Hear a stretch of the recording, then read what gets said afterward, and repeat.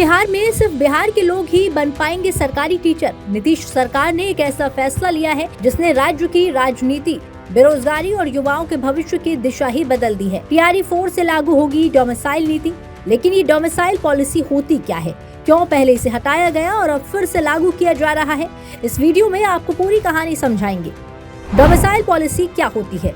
Domicile का मतलब होता है किसी राज्य का स्थायी निवासी होना। जब किसी भर्ती में डोमिसाइल पॉलिसी लागू की जाती है तो उस राज्य की नौकरियों में सिर्फ वहां के रहने वालों को प्राथमिकता मिलती है। जैसे अगर कोई भर्ती बिहार में हो रही है और डोमिसाइल पॉलिसी लागू है तो केवल बिहार के निवासी ही अप्लाई कर पाएंगे। निवास का मतलब यहाँ मतदाता पहचान पत्र, माता पिता का वहाँ निवास या खुद का घर वहाँ होना भी शामिल हो सकता है। बिहार में डोमिसाइल की पॉलिटिक्स। डोमिसाइल का मुद्दा कोई नया नहीं है। साल 2020 में भी नीतीश कुमार ने चुनाव के दौरान इसका वादा किया था और सरकार बनने के बाद इसे लागू भी किया। लेकिन 2 साल बाद जुलाई 2023 में इसे हटा दिया गया। तब था स्कूल्स में मैथ्स और साइंस पढ़ाने के लिए योग्य टीचर नहीं मिल रहे थे। अब फिर से ये नीति लागू की जा रही है। टीआरई 4 और टीआरई 5 भर्ती से इसका मतलब ये है कि बिहार में होने वाली टीचर वैकेंसी में अब सिर्फ बिहार के लोगों को प्राथमिकता दी जाएगी। क्यों उठा मुद्दा फिर से?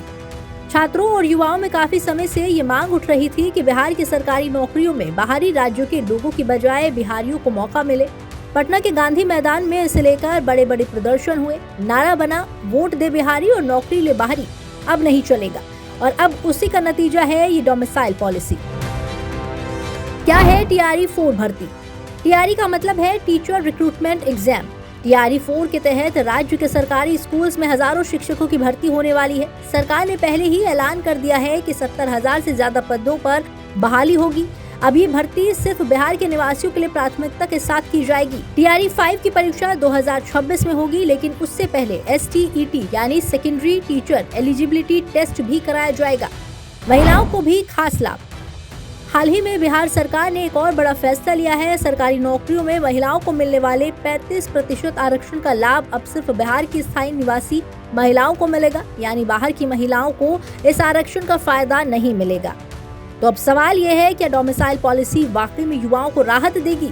क्या इससे पलायन रुकेगा और स्थानीय लोगों को रोजगार मिलेगा, या फिर योग्य कैंडिडेट की बजाय स्थानीय होने को ही प्राथमिकता देना सही है? आपका क्या मानना है? क्या सरकार का ये फैसला सही दिशा में उठाया गया कदम है? कमेंट सेक्शन में हमें जरूर बताएं।